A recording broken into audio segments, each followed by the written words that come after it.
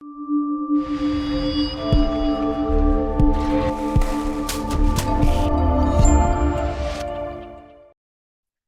good afternoon, and welcome to the Middle East Forum's weekly podcast series. My name is Ahnaf Kalam, and I will be moderating today's discussion. Now, Iran's political dynamics are shifting rapidly as a range of forces, including economic, religious, and demographic ones, drive a growing rift between the people and their 46-year-old regime. While the US government has never sought the overthrow of the Islamic Republic of Iran, this opportunity raises urgent questions. Should Washington now seek to overthrow the mullahs? How should it approach Iranian opposition groups? And to what extent should it coordinate with Israel and other regional powers? To discuss all this, we are joined today by Mr. Ilan Berman, who is the Senior Vice President of the American Foreign Policy Council. He has consulted for the CIA, the State Department, and the Department of Defense. He's the editor of a number of books, and he has written for Foreign Affairs, the New York Times, the Wall Street Journal, and many other publications.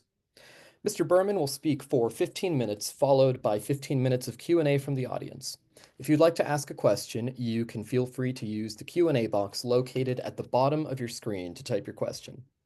And with that, I will turn the discussion over to Mr. Ilan Berman. Well, thanks, Aknaf. I think a really good place to start is you have to know where you were in order to know where you are and to understand where we're going. And we are, as we're recording this, we're in January of 2025. We're about a month out from the 46th anniversary of the Islamic Republic of Iran. And it bears noting that the Iranian regime has faced adversity before, and it's proven to be, I think, extraordinarily nimble and resourceful in preserving its hold on power despite political isolation, despite pressure from the West. And yet, what we see now is a situation in which Iran is approaching a new and, I would argue, very significant inflection point, and it's driven by a number of factors. The first is a really pronounced economic failure to thrive. The World Bank, according to a study that it did a couple of years ago, estimated that per capita, Iranians are now 1/3 poorer than their counterparts were in early 1979, before the Islamic Revolution. And this despite the fact that Iran is the Saudi Arabia of natural gas, is sort of head and shoulders above most other countries in terms of natural resource wealth. So there is no trickle-down prosperity that has come from the 4.5 decades of clerical rule. And this is increasingly apparent in terms of Iranian society, in terms of Iranian society's purchasing power, especially as the Iranian regime becomes isolated, as commodity prices rise, and as purchasing power for the average Iranian decreases. And you see this in terms of how the Iranian street is reacting to soaring prices on everything from foodstuffs to electronics to mainstay staples. The second trend, which I think bears noting, is this overwhelming secularization of the Iranian polity that's taken place over the last generation or so. The Iranian regime itself has estimated that something like 75% of the 2,500 mosques that are active in the Islamic Republic, that are established in the Islamic Republic, are now either shuttered or have reduced hours as a result of a lack of attendance, right? And this speaks to a really profound step away from the religion on the part of ordinary Iranians. And this is a potentially fatal dynamic for a regime that banks its credibility, that whose stock and trade is built around religious legitimacy and built around this idea of rightfully guided religio-political authority. And connected to this, I think, is a growing grassroots rejection of the way the regime has normally operated, which is by religious fiat. for any of you who have watched the Islamic Republic and the internal turmoil that has convulsed it over the last 2+ years, you know the name Mahsa Amini, the 22-year-old Kurdish Iranian activist who was seized by the regime's morality police and imprisoned, brutalized, and ultimately died as a result of a heinous crime of wearing her religious headscarf improperly. Right. This is obviously something that catalyzed tremendous discontent from the Iranian street, and it cut across significant political and socioeconomic strata for a very simple reason, because everyone has a mother. Most people have a sister or an aunt or a living female relative, and therefore it has become a very personal issue for a wide swath of Iranians. But if you watched those protests, which came to be known as the Woman Life Freedom protests, after they broke out in September of 2022, you saw something really profound happen. A wave of protest that was initially geared towards rejecting or geared towards expressing outrage and rejection of the regime's religious edicts, which were seen as onerous, which were seen as out of touch, has morphed into something, I think, fundamentally different, which is a wholesale rejection of the Iranian regime. And in fact, recent studies by credible polling institutes like the Netherlands-based Gaman Institute have found that something like 80% of Iranians are now seeking as a desired political end state the end of the Islamic Republic altogether. And this is a source of overwhelming concern for the Iranian regime, particularly because of the fourth component, which is demographics. The Iranian regime, the median age in Iran of Iran's 87.5 million person population is something like 34. That puts Iran at the upper reaches of age brackets in the Middle East. But the youth bulge, the population pyramid in Iran is I think uniquely important because the youth bulge that accompanied the last decade, in particular the last decade of Reza Shah Pahlavi's rule, has resulted in a younger and younger cohort, to the point where right now something like 60% of Iranians were either not born or were not politically aware, were not old enough to be politically aware when the Ayatollah Khomeini stepped off the plane in Tehran in February of 1979 to lead the Islamic Revolution. And in a very basic sense, that means that Iranians and the plurality of Iranians do not have the ideological bonds to tether them securely to the regime, which reinforces all the other failings, the economic ones and the secularization dynamic that I talked about, in creating a growing distance between the Iranian regime and the Iranian people. So this is why I'm increasingly certain that there is a significant political inflection point that's coming in Iran. And the $60,000 question is, what happens next? And while we'd all like to think about a democratic future for a post-theocratic Iran, that's an option, but it's not the most likely option. If you look at the past century, the political transitions of the past century, what you see is that authoritarian to democratic transitions are actually comparatively rare. Authoritarian to authoritarian transitions are actually much more common. And here, my sense is we can project out three likely or potential courses of action.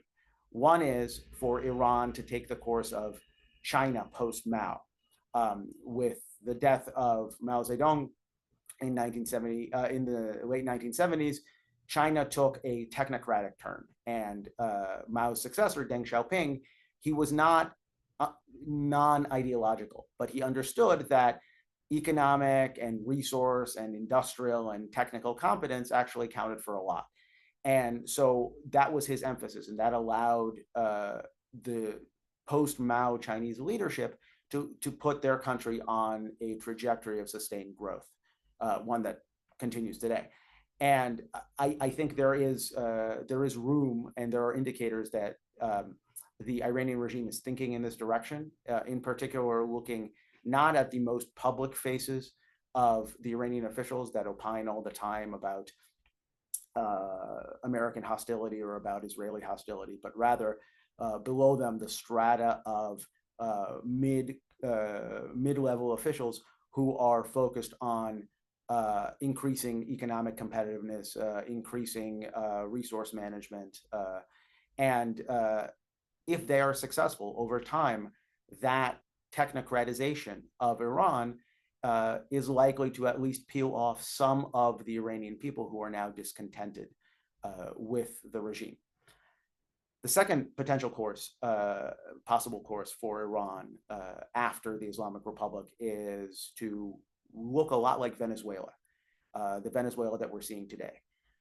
In his day, former National Security Advisor John Bolton talked a lot about regime collapse in the context of Iran, and about how it's necessary to create the conditions for a collapse of the Iranian regime. But regime collapse is not one thing. Regime collapse can look like a wholesale fragmentation of the regime, or it could look like Venezuela.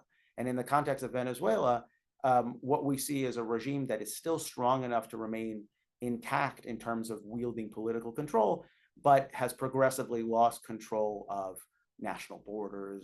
The national economy has become increasingly dependent on external allies like Russia and China. And I think there's reason to believe that we're beginning to see signs of this, telltale signs of this, in the context of Iran as well.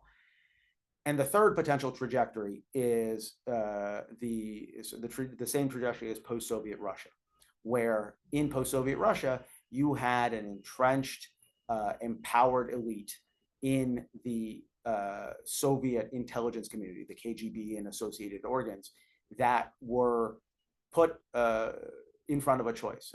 They could either remain ideological and go out of business, or they could become more pragmatic. They could revamp their operations. They could accommodate themselves to the new political reality and remain relevant. And that's exactly what we saw happen in Russia in the 1990s, where the previously ideological KGB became much more of an intelligence deep state. And it bears noting that in Iran right now, we have a situation where there is very much the same sort of prevailing conditions, with bodies like the Islamic Revolution Guard Corps controlling a third or more of the national economy. These guys are not going to go away without a fight. They're not going to go quietly. My sense is that they're going to be a force to contend with in any future political scenario. And in at least one of them, they will become the dominant power in a shifting political constellation. So that gets us to a less likely scenario, which is democratic change, right? And it's necessary to point out that Iran does have democratic potential because of the high rate of education among the people, democratic potential because the Iranian people are overwhelmingly westward looking, and they are not, like North Koreans, isolated from the political currents and the conversations and the prevailing dynamics of the outside world. They're acutely aware of what they're missing in economic and political terms.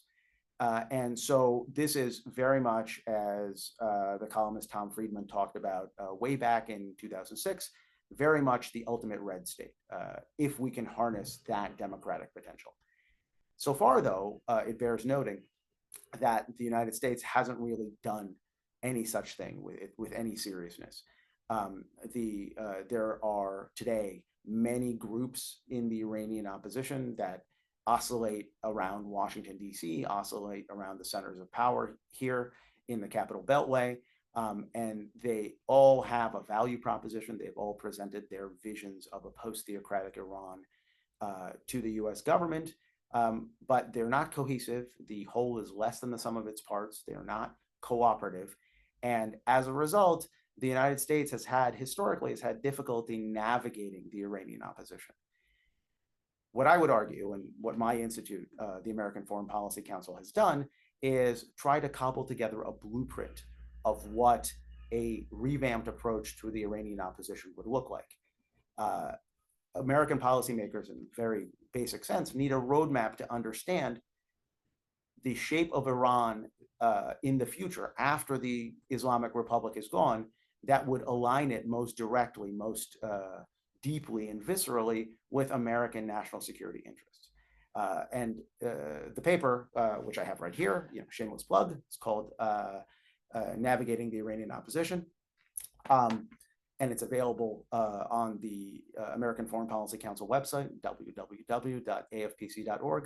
Talks about a number of key indicators that I think are really useful for trying to sort through the various Iranian opposition groups. Things like their approaches to territorial integrity. There are Iranian opposition groups that call for separatism, call for a fragmentation of what is a very large, very complex federated structure. Persians themselves, who make up the barest of majorities in the country, are diametrically opposed to that sort of thing. And so American policymakers need to think very carefully about whether or not it is prudent to throw our financial support, our political backing behind groups that advocate for the breakup of the Islamic Republic. A second issue is the question of religion in the Constitution. Our experience over the last generation and a half with countries like Afghanistan and like Iraq that have embedded Islam as either a or the source of law in their national constitutions have been less than desirable. And it raises the question of whether, in a country where less and less Iranians are actually beholden to the tenets of velayat-e faqih, the rule of the jurisprudent propounded by Khomeini, whether or not it's actually a good idea for the future Iranian constitution, because there absolutely will be one, to have Islam as a state religion.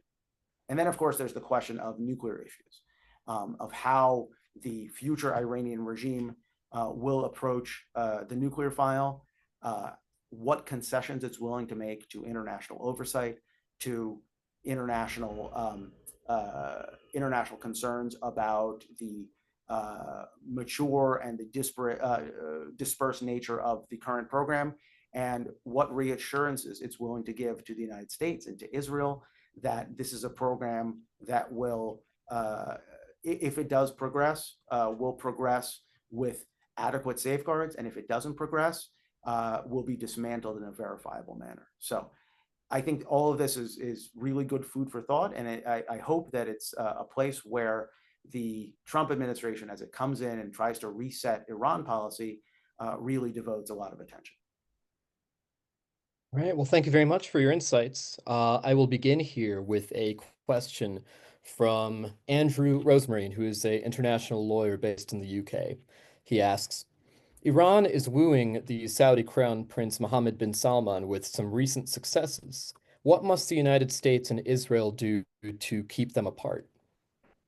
Well, it's a good question, and I think I remember being in Israel before October 7th in 2003, in April, shortly after the deal was announced, the normalization deal brokered by China was announced between Saudi Arabia and Iran. And Israeli officials were very cavalier at the time, talking about how that deal is not necessarily a poison pill for their own normalization process. And I remember having a discussion with a high-ranking official in which I said, the Iranians also get a vote. And it's very clear that the Iranians are trying to put the Saudis in front of a choice, right? It's either partnership with Israel, it's either potential membership in the Abraham Accords, or it's partnership with us. So Israel may feel, at that time, may have felt that it was possible to still engage with Saudi Arabia. I think the Iranians have other ideas. And I think that conversation has sort of come full circle, because if we were to be talking about this 6 months ago, it would be very clear that Israel had not roared back, had not reestablished its strategic deterrence vis-a-vis Iran, vis-a-vis Hezbollah and Hamas at that time yet. And so the Iranian engagement with Saudi Arabia, if you were sitting in Riyadh, would still look like a good bet. I think that's less so now. I think what we're looking at is a full-on collapse of this sort of empire of influence that Iran has tried to build around the region. And it makes Iran less of an attractive partner for the Saudis. And the country that effectuated this collapse, Israel, is more of an attractive partner. Now, whether or not that translates into Saudi Arabia becoming the next entrant into the Abraham Accords, I think that a lot of it has to do with what the new administration in Washington is going to push for. But I think the ingredients are there. The Saudis made partnership with Iran not because they decided the Iranians were friendly, but because the Iranians were increasingly looking like they were 10 feet tall, and they don't look like they're 10 feet tall anymore. And I think that has the potential to really realign a lot of Saudi thinking. All right, thank you. Now, on that note, with 1 week left before President Trump enters the White House, what kind of policy changes can we expect towards Iran from Washington? Well, I think the best way to think about Iran policy, American Iran policy across administrations, is it's something of a pendulum, right? It swings one way towards engagement, then it swings another way towards pressure and isolation. And I think we're going to see the same sort of thing. So what we had under the Obama administration was the 2015 nuclear deal, known as the JCPOA, which posited an idea, to my mind, a naive idea, a rather hopeful vision that Iran, if it was imbued with enough money, if we had less of a conflictual relationship, would invest in butter over guns. That is, frankly, ahistoric. And what we've seen Iran do in the immediate aftermath of 2015 was really recapitalize its proxy network, really invest in its defense budget, which led to maximum pressure under Trump. And back and forth we went. And so the Biden administration's policy, definitely less effective than President Obama's, but not for a lack of trying, and based upon the same ideas. The ideas that we could incentivize the Iranians to behave better. And so I think the most likely scenario that we're going to see is that we now fall back directly into maximum pressure as a sort of reaction to Biden-era policy. I would make the argument, though, that if it was true that the Biden administration came in for, I think, well-deserved criticism for not appreciating that the region had changed substantially during the Trump administration, during the Trump era, and therefore America's approach has to change, I think that's true in this case as well. I think it's a little superficial to say we're just going to go back into maximum pressure because a lot of things have changed with regard to Iran. In particular, the things that I talked about, the sort of the changing identity and identification of the Iranian street, which I would argue makes the case not just to go back to sanctions pressure, but to expand and modernize maximum pressure to look at the human terrain element as well, to look at how better to engage the Iranian people, how better to empower them, and how to harness their voices in a much more meaningful way than the Trump administration did the last time it was in power. Right, thank you. Now, to sort of follow up there, we have a question from Syed Golkar who asks, how optimistic are you that President Trump can reach a deal with the Ayatollah if he escalates the pressure?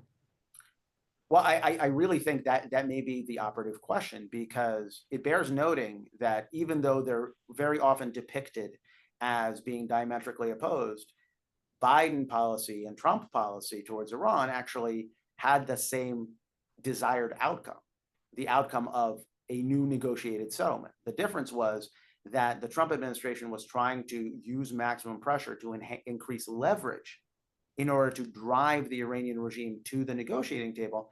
And the Biden administration was trying to provide sweeteners to propel the Iranians to do the same. I am not at all certain that there's a deal to be had here. And I think, I think we should take our cues from the Iranian people themselves. If you go back in history and you look at the type of protests that erupted after the fraudulent re-election of Mahmoud Ahmadinejad to the Iranian presidency in 2009, this was still very much an inside game. It was Iranians who were agitating for behavioral change, right? A structural modification of the current regime. That's not what we're seeing now. What we're seeing now is a wholesale rejection of the regime in favor of something else. And when 80% of the Iranian people, give or take, are looking beyond the Islamic Republic, I think there's a really significant risk for the United States to hammer out a deal with a regime that's increasingly old, increasingly unpopular, and increasingly unmoored from its support base. So I don't know that there's a deal to be had. I think personnel is policy, and we have yet to wait and see who the people are who are going to be handling the Iran file for the second Trump administration. I think that'll tell us a lot. But my hope is that they think a little bit more deeply and that they look a little bit more closely at the Iranian street.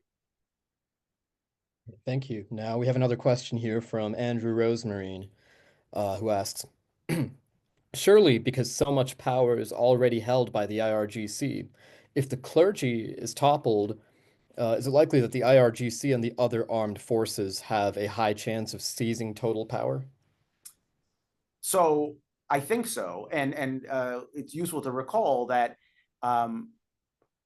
almost a generation ago, this idea that the premise that there had been a soft coup within Iran, that Iran had now become not a clerical dictatorship but essentially a military dictatorship, made up the crux of then candidate Hillary Clinton's foreign policy, right? And she made it.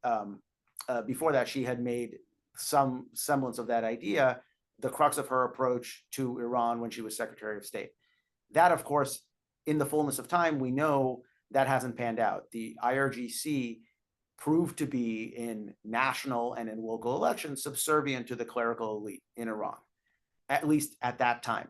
But that's not an indefinite condition. And I think it's more and more possible, if not likely, that as the Iranian regime and as the clerical regime becomes weaker, the other poles of power inside the sort of the Iranian polity become stronger. And the IRGC is the strongest because it is a repository of the regime's strategic programs, right? It controls the ballistic missile program and the nuclear program.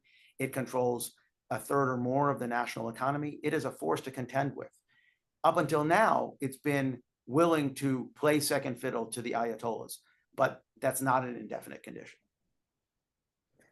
All right, thank you. Now, the bulk of your remarks kind of focused on this question here, but just to kind of wrap it up, with Iran's proxies weakened across the Middle East, and now more recently with Iran's key ally Bashar al-Assad having been toppled in Syria, what is the likelihood that we can actually see an overthrow of the Islamic Republic?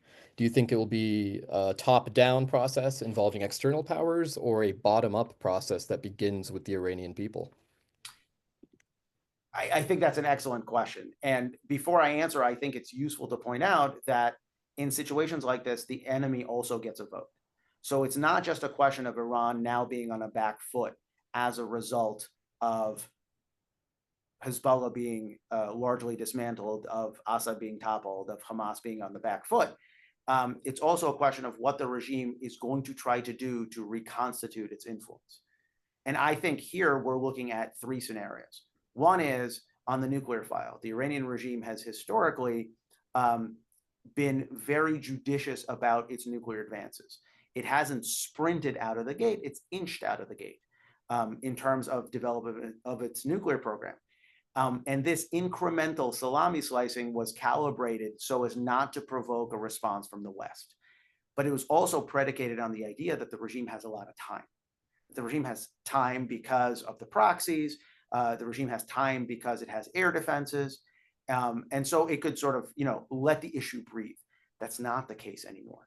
The regime, the main blackmail proxy that the regime was banking on to deter Israeli military action against Iran, Hezbollah, has now been, in a very real sense, decimated. Israel's reprisal attack in October on Iran itself created a situation where the nuclear program and the regime itself is largely naked. The air defense cover has now been temporarily removed. And this suggests that the regime is going to accelerate its nuclear development. And that's certainly what officials in Jerusalem, but also increasingly officials here and intelligence analysts here in Washington are worried about. The second trend is a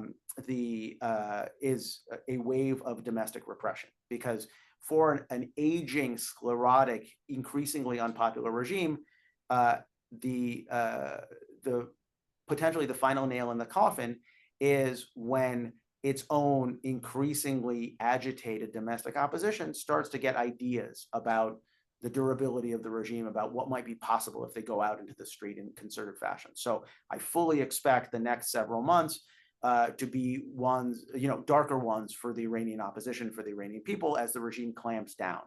And frankly, we're already beginning to see this in the context of, a spike in Iranian executions that have sort of, we've seen reports in the Western press, and I think there's more to come. And the third, and I'll stop here, is an Iranian recapitalization of the proxy networks,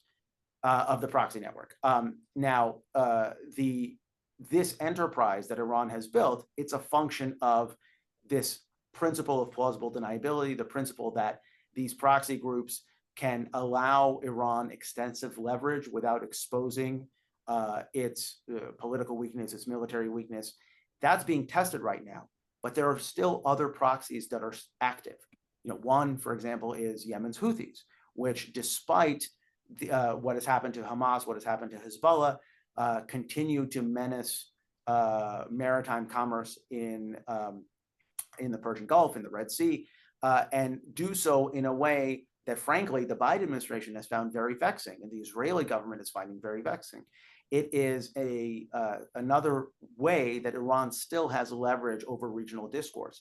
And if I were Iranian, if I were an Iranian policymaker, I would make judicious investments in the Houthis as well as other proxies and try to reconstitute my strategic capital that way. All right. Well, thank you very much. We have unfortunately reached the end of our podcast. There were many, many other good questions I wish we could have gotten to, but unfortunately we do not have the time. But I want to thank you again for taking the time to join us and share your insights. Oh, my pleasure. Thank you so much. Of course. Now, for our viewers and listeners, is there somewhere where we can direct them to go if they would like to follow more of your work? Oh, absolutely. They can follow me on what used to be Twitter, is now known as X, at Ilan Berman, ILANBERMAN. And I would also encourage them to visit the American Foreign Policy Council online at www.afpc.org.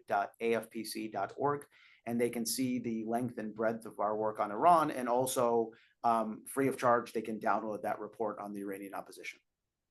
All right, wonderful. For those of you in the future watching this on YouTube, I will be sure to link all of those in the video description below.